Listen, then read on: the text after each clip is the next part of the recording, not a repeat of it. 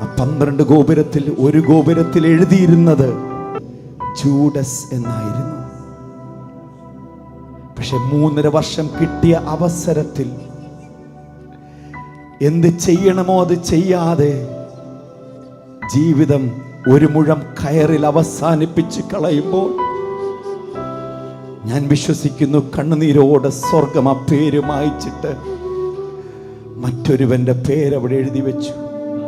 യൂദയെ, നിനക്കൊരു നല്ല അവസരമുണ്ടായിരുന്നു മാനസാന്തരപ്പെടാൻ. എപ്പോഴായിരുന്നു അറിയാമോ?